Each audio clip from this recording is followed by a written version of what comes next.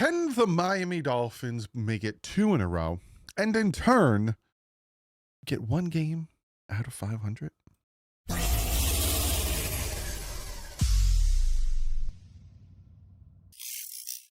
What is up, fans? Hope you guys are having a fantastic Friday. Is it payday for you? If it is, go buy yourself something nice on me with your own money. But yes, Fridays normally mean if the Dolphins play on Sunday, you get a preview video. Unless they play on Monday, then it's Tuesday, then it's Saturday. And if they play on Thursday, then I normally do it on Wednesday. It's a lot. It's a lot of moving pieces. But before we jump into all this good stuff, obviously we have the sponsor of Sleeper. Also, don't forget, Kaplow, you get $20 free, no deposit entry, no deposit needed on a $20 free entry for your first time playing. But I will show you more about that because we will look at the more or lesses when it comes to this game. First and foremost, though, I was on my man Teron Armstead's channel yesterday. We talked about a lot. First off, he broke 10K. If you helped, you went over, you subscribed, you're the best. If you haven't yet, go over, subscribe. It'll be linked in the description. Go support his channel. I am now on a mission to get him to 20,000 subscribers. Can we do it? I don't know, but at least try to get to 15. I think 15 is very doable. Last night we talked about Tyreek Hill. And I'm going to talk about that in a second. His injury. He actually talked with Tyreek Hill. I got little insider info from him on his channel about how Tyreek's doing, his thought process, all that stuff. We talked about Xavier Howard retiring. He talked to Xavier Howard as well. Talked about all that stuff. We talked about the team. We talked about the offensive line. I asked him a specific question about the pass rush and why is it struggling? And he helped me out. He was like, this is what it's called, what they're doing. You want to know what it is? Go watch the video. Subscribe and comment below saying you're the best. Miss you. Kisses and hugs. XOXO. But for real, go over, check it out. Support the man. He does some fantastic, fantastic stuff. Now, another thing, and then we'll get into Sleeper, over-unders, and we'll get into the whole shebang with injury report, breakdown, PFF, all that stuff. Now, this video was released. Not released. I don't even know what I'm talking about. But this video here, not this one. Hold on. This one. A little bit. You see a little bit better.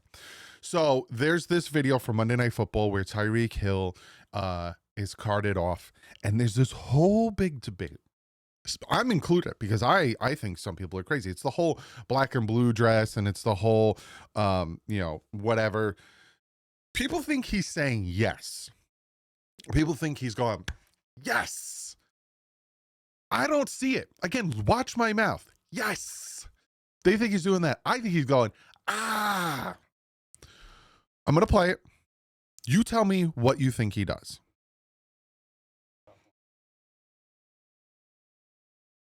Now, do you think he's saying yes? Or do you think he's saying ah? Because to me, him going, yes, you can see how my mouth, yes, yes. So if he's clapping and going, yes, that's what people think he's saying. I think he's clapping and goes, ah, like essentially like crap, like, ah, can't believe I got hurt. So again, I'll play it one more time. Do you think he's saying yes? Or do you think he's saying, yes? One more time. And then we'll move on. I think he's going, I don't think he's going, yes. There's this whole debate. About that. And some people think he's saying yes because he doesn't play for the Dolphins anymore. He doesn't have to play with Tua anymore, blah, blah, blah, blah, blah. Why would he say yes if his season's over, his career could possibly be over, and he has no money guaranteed left on his contract, so he's essentially going to get cut? And he's letting his team down. And he's not letting his team down, but he was just like, why would he say yes? And again, if you want to know more about that, because me and Teron talk about it, go check out Teron's video and go check out Teron's channel because we talk about it. And he was essentially telling me, give you a little itty bitty spoiler, that man was in so much pain. That's why he was laughing, because he told Teron on a FaceTime, if he wasn't laughing, he would have passed out. That's how much pain he was in. So again, the man's in pain.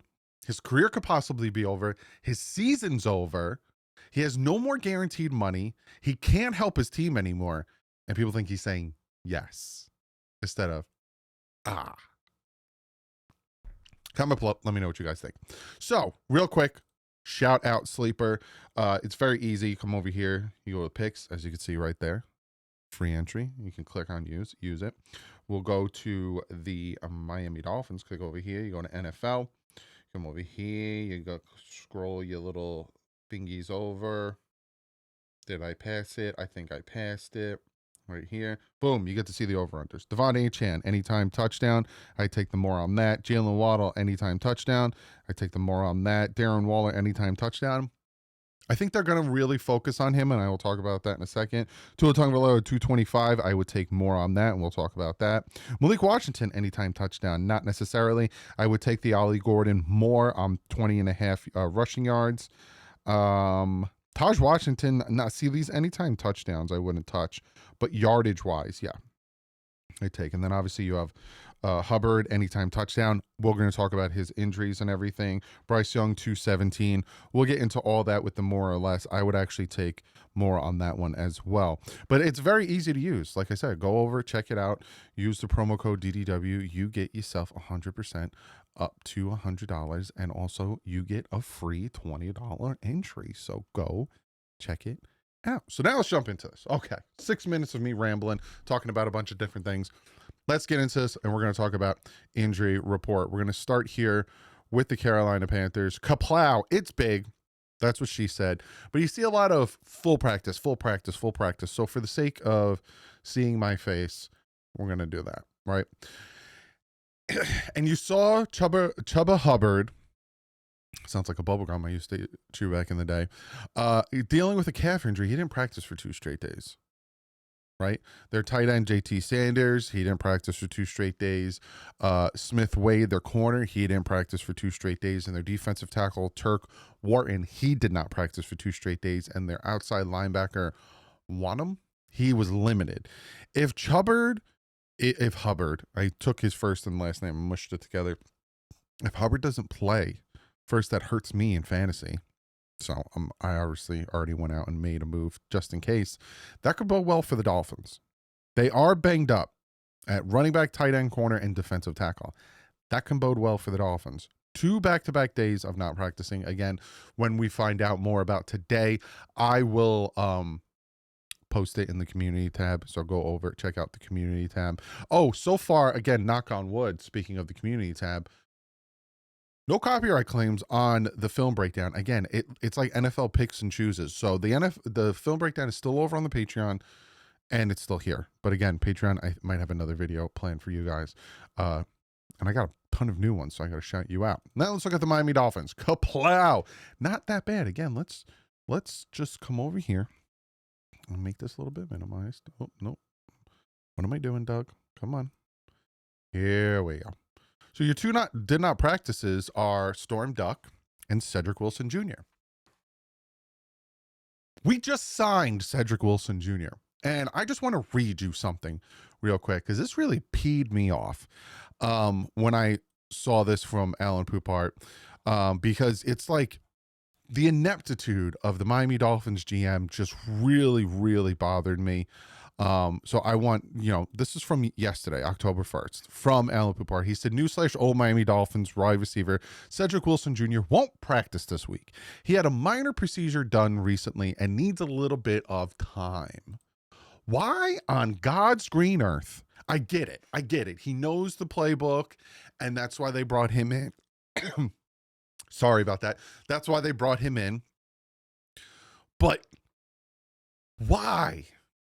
If he just had a procedure done, a minor procedure, and he's dealing with it and he's rehabbing it, why? Like, it makes no sense to me. Now, obviously down the road, maybe in 3 or 4 weeks, you'd be like, hey, Cedric Wilson, you good to go. All right. It's like, you might say in hindsight, if he does play and he bodes out well, like Darren Waller, you're like, well, look, it panned out. Of course, 100%.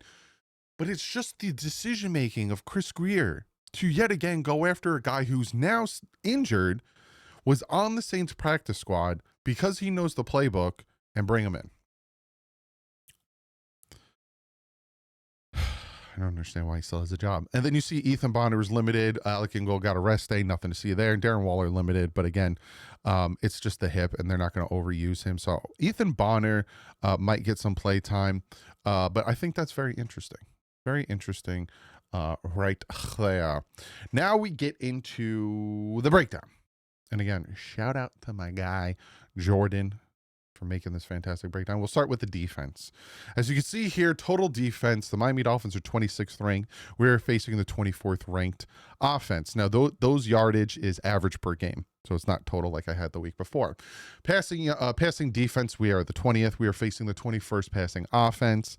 We have the 30th rushing defense. We are facing the 26th rushing offense. Scoring defense, we are 26th, averaging 29.5 points a game. They are 26th, averaging 19 points a game. Again, bodes well for the Miami Dolphins. We are 21st with 8 sacks. They are 10th, only giving up 6 sacks.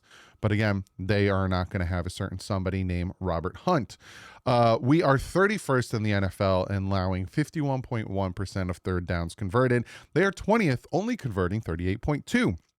And now, being that we had 3 turnovers, 3 forced fumbles against the Jets, we are 19th in turnovers with 3. They are 22nd, giving up 6 turnovers. So this is the Dolphins defense, which isn't great, facing an offense that isn't great. Again, this whole situation is kind of boding well for Miami, and I will talk about that more. And then flip it around. You have the Miami Dolphins offense versus their defense. 26 total offense, averaging 286.3 yards per game, facing the 19th total defense, averaging 327. Passing, we are the 22nd pass offense, facing the 12th pass defense. Now, I'm wondering if that is because they get blown out so bad that teams just average to run the ball. Because as you can see here, the Dolphins have the 27th ranked rushed offense, only averaging 98 yards a game, facing the 23rd rush defense. Again, that might be the situation where they're getting blown out so bad that they just people run the ball. Scoring offense, we are the 21st, averaging 20.8 points a game. Again, week 1 really hurt that statistic. Facing the 19th scoring defense, giving up 23.8 points a game. Sack-wise, we are 16th, giving up 8 sacks. They are 32nd, only getting 1 sack. I will talk about that in a second. We are now 2nd in the NFL. We were 1st in converting third downs, 48.2. We are facing the 15th best. They allow 37.2. And then giveaways or turnovers, we are 17th. We have 5 turnovers. They are 10th, getting 5 turnovers. And again, as you can see here, when it comes to sacks, they are dead last. So that kind of bodes well for the Miami Dolphins, who are struggle bustidian on that right side of the offensive line. Speaking of that, let's go to my favorite and possibly your favorite. Sing it with me. PFF, pom pom pom pom. So I am critical of the PFF grades. I will say that. I say that to you guys every time I pull these up. You can take them with a grain of whatever. I think they're subjective. I talked to one of the guys that are there, and he kind of broke it down to how they came up with the grades. And essentially what they do is they watch all the games and they kind of take certain things into situations and, you know, how they could have done better here, done better there, and they put their grading system together. I, again, disagree with some of their grades. And I think, like, again, you look at, and when I flip it over, you'll see where Rasul Douglas is graded and where he's ranked among corners. You tell me what you think about that. Again, Darren Waller is a 90 overall grade, but that's because he only played 1 game. So that's why he doesn't really have a grade or a ranking there. But again, take with it what you will. I do this more to see who we're facing, vice versa. But this is the team. This is our offense right here. Obviously, unfortunately, no Tyreek Hill. So now your number 1 is Jalen Waddle. You got Malik in the slot, and then they have Westbrook as the other receiver. He needs to step up, Westbrook. He's getting his shot now. We now have a tall wide receiver to potentially be on the outside to match up with Waller. You got 2 tall receivers, 2 short, fast ones. Needs to step up. He needs to do something here, and I will talk about that when I get into my 5 things. The offensive line, Patrick Paul, I'm very happy with the way he's been progressing. Jonah, actually, I'm going to say this all video until you go over and subscribe to Teron Armstead's channel, because Teron Armstead talks about Jonah, what he's seeing, what he needs to improve on, and how he's actually doing well, even though he's not. If you're like, what are you talking about? Go watch it. Go watch it. But it's this side right here. It's just Lairborn, not great. Consistently giving up pressure. Strange, not great. Ugh. It's struggle bus Sidian, and next week Jason Sanders can come back, and the week after James Daniels can come back. But from what I'm hearing is there's no rush to bring him back. So that's all I'm going to say. And then we have Darren Waller, who had a fantastic first game back. Hopefully we can build off him. Devon Achane, if it wasn't for a hold that brought it back, he would have broke over 100 yards. And two had a fantastic game last week. I broke down the film for you guys. You can go check it out. His pocket presence, all that stuff, really started to take a step in the right direction. You look at the defense we're facing. As you can tell by their PFF grades, again, if you like PFF grades, I gave it one too many Fs. Not great. And I even went on a Panthers channel and I collabed with them, and they said their linebacking core, especially their middle linebacking core, struggles at covering the tight ends. And you can see here. Now Horn is going to be on Waddle. It's about these other two receivers, especially the slot. I want to see if Malik can get open, and I want to see Taj, what he can do. The safeties aren't bad, but they're not great. And again, this defensive line, definitely should be able to run on it. And then you flip it over, you look at the Dolphins defense. Mika needs to do a little bit better. Again, like I said, it depends on your take on the PFF grades, because do you think Rasul Douglas is playing like the 6th best corner in the NFL right now? If you do, you'll agree with his PFF grade. But they don't have Robert Hunt. He's out for the season. Now you got McMillan here, good receiver. Outside of that, it's Will Hubbard play? Worry about the tight end. Can the Dolphins continue to contain the tight end? Fun fact, Dotson and Brooks lead the NFL in tackles. I need more out of Ashton Davis until Fatu Melifano comes back, and I need more out of this defensive line. I need more pressure. I need them to get after the quarterback, especially for a team that, is going to struggle without Robert Hunt. I need to see more, especially on this left side. Pin your ears back. But again, it's a situation where you're facing a quarterback in Bryce Young who's mobile. He is somewhat mobile. He is not Lamar Jackson. He is not Justin Fields. He is not that type of mobile. And he is on the smaller side, but he is mobile. So you need to take into consideration him, but also pin your ears back and go after him. Also, stop dropping people back into coverage for the love of God. So that is the PFF. Now let's get into my 5 things the Miami Dolphins need to do if they want to beat this Carolina Panthers team, get to 2-3, back-to-back victories, and get ready for the Chargers coming home, who also are dealing with a bunch of injuries. Number 1 on my list, stop the run. Now, again, these aren't most important to least important, but as you saw last week against the Jets, and it's not even last week, it was considered this week, we could not stop the run if our life depended on it. That needs to change. Me and Teron Armstead talked about that. Yeah.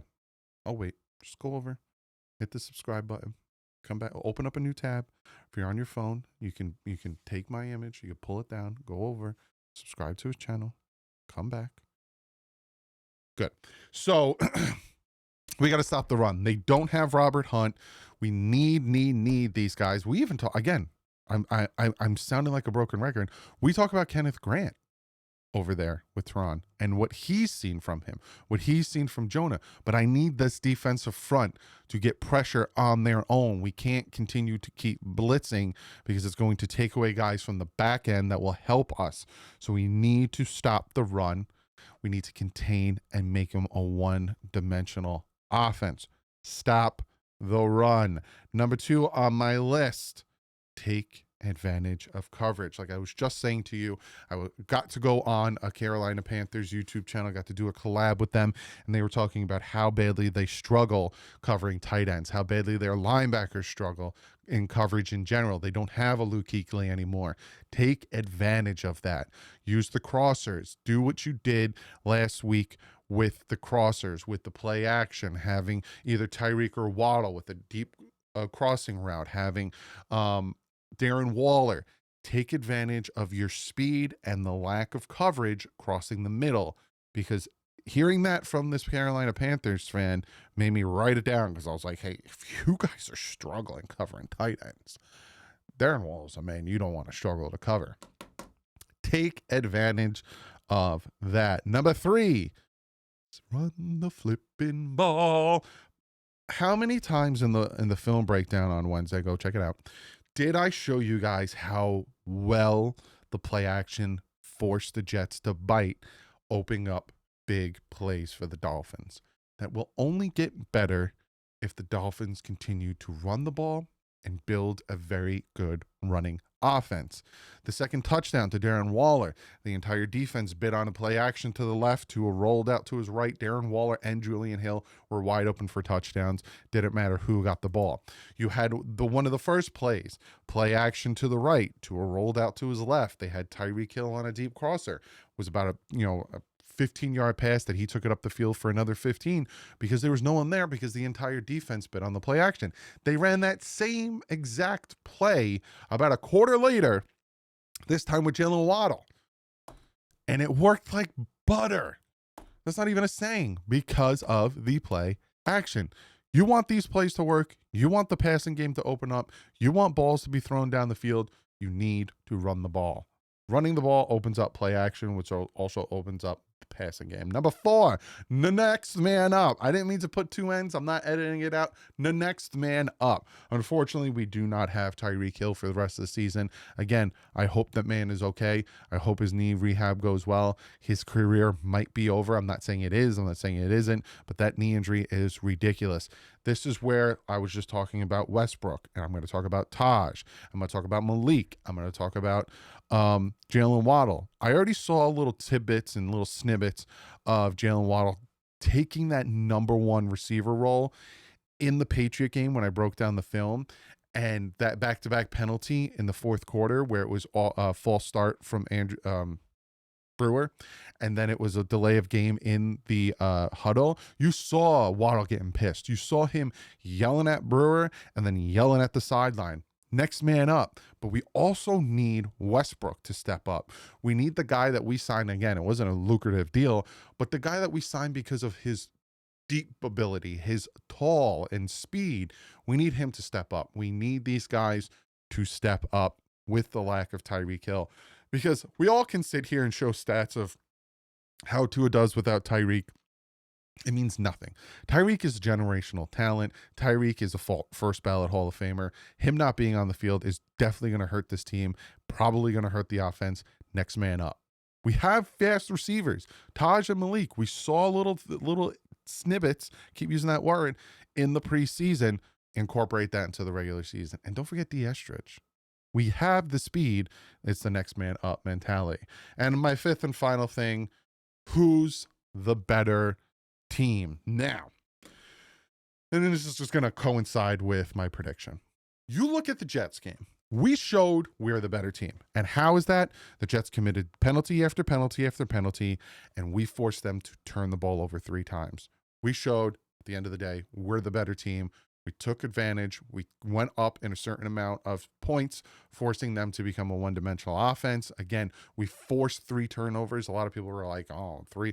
The Dolphins forced those turnovers, but also we let them beat themselves with their penalties by showing we're the better team. Do it again this week. Who's the better team? Is it the 1-3 Miami Dolphins, or is it the 1-3 Carolina Panthers? And I've talked about this a lot, that the Miami Dolphins were 3 plays away from being 3-1. 2 of them against Buffalo, and 1 of them against the Patriots. Who's the better team? Show it. Show it on the field. Who has the better defense? Who has the better offense? Who has the better quarterback? Both Alabama quarterbacks. both have played with Jalen Waddle. So obviously he's probably going to give the defense a little bit of tells. But overall, I think that the Miami Dolphins are the better team. They better be the better team. Their coach has been with the team longer. We have a better defensive coordinator. Doesn't mean our defense is better. They're young, they're up and coming, and they're still struggling to find their identity. Miami has their identity. They're just struggling to execute said identity.